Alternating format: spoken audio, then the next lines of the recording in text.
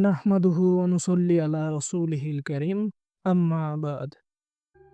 আদম আলাইহিস সালাম থেকে শুরু করে কিয়ামত পর্যন্ত যত বড় ফিতনা এসেছে এবং আসবে, দাজ্জালের ফিতনা তার মধ্যে সবচেয়ে ভয়ানক। আসসালামু আলাইকুম ওয়া রাহমাতুল্লাহ। প্রিয় ভাই ও বোনেরা, আজ আমরা আলোচনা করব এক ভয়ানক শত্রুকে নিয়ে, যার নাম শুনলে সাহাবীরাও কেঁপে উঠতেন।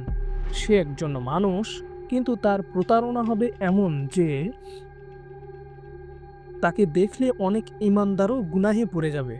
সে হলো দাজ্জাল। দাজ্জাল একজন ব্যক্তি, মানবজাতির মধ্যে একজন মানুষ,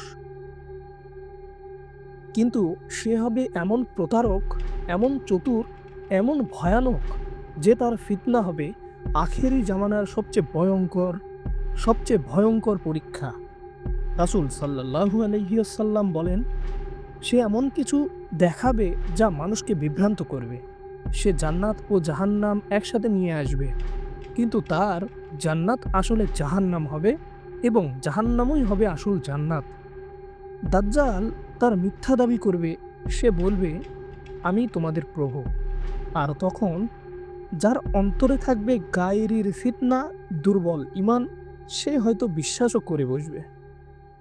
রাসূল সাল্লাল্লাহু আলাইহি ওয়াসাল্লাম দাজ্জালের অনেক বৈশিষ্ট্য বলে গেছেন, যেন আমরা তাকে চিনতে পারি। সে হবে অন্ধ এক চোখ, তার ডান তার ডান চোখ বা বাম চোখে থাকবে বিকল, তার কপালে লেখা থাকবে কাফির। প্রত্যেক মুমিন এই লেখা পড়তে পারবে, যদি সে অশিক্ষিত হয় তবুও পড়তে পারবে। সে মানুষের সামনে আকাশ থেকে বৃষ্টি নামাতে পারবে, জমিনকে ফসল দিতে পারবে, মৃতকে জীবিত করার ভান করবে। কিন্তু এই সবই হবে মায়াজাল, দৃষ্টিভ্রম, শয়তানি ধোঁকা। দাজ্জাল এখনো আসেনি, কিন্তু রাসূল সাল্লাল্লাহু আলাইহি ওয়াসাল্লাম বলেছেন, সে এমন এক সময় আসবে যখন মানুষ দিন থেকে দূরে থাকবে, মসজিদে ইবাদত থাকবে কম, লোভ, লালসা, ফিতনা চারদিকে ছড়িয়ে পড়বে। ভাই, আপনি কি দেখছেন না? এই সব লক্ষণ তো আজকের সমাজেই বিদ্যমান। দাজ্জালের ফিতনা কেন এত ভয়ঙ্কর? কারণ দাজ্জাল মানুষের চোখের সামনে মিরাকেল দেখাবে। সে মানুষকে খাবার দেবে, ফসল দেবে, জান্নাত দেখাবে, জাহান্নামের ভয় দেখাবে। রাসূল সাল্লাল্লাহু আলাইহি ওয়াসাল্লাম বলেন, তার সঙ্গে থাকবে আগুন ও পানি। যা মানুষ আগুন ভাববে তা হবে জান্নাতের পানি, আর যা পানি ভাববে তা হবে মূলত আগুন। কিভাবে দাজ্জাল থেকে বাঁচব? এটাই আমাদের আসল প্রশ্ন। যেহেতু সে আসবে, আমরা তাকে থামাতে পারবো না, তবে নিজেদের রক্ষা করতে পারবো। রাসূল সাল্লাল্লাহু আলাইহি ওয়াসাল্লাম আমাদের কিছু করণীয় শিখিয়েছেন। সূরা কাহফ পড়া।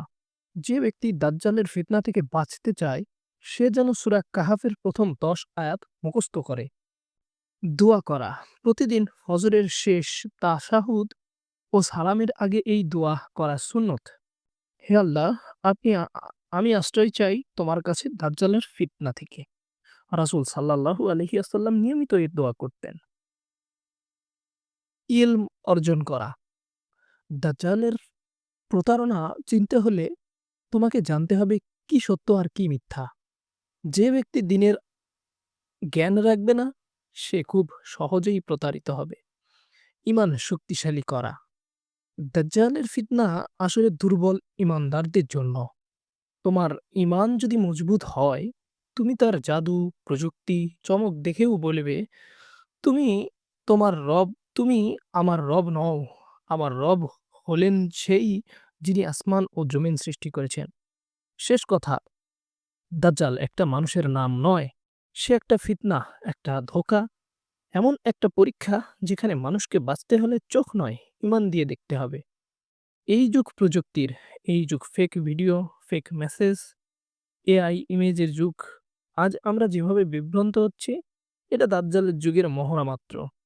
তুমি যদি এখনোই না জানো, তাহলে ভবিষ্যতে সবচেয়ে বড় ফাঁদে তুমি নিজেই পা দেবে।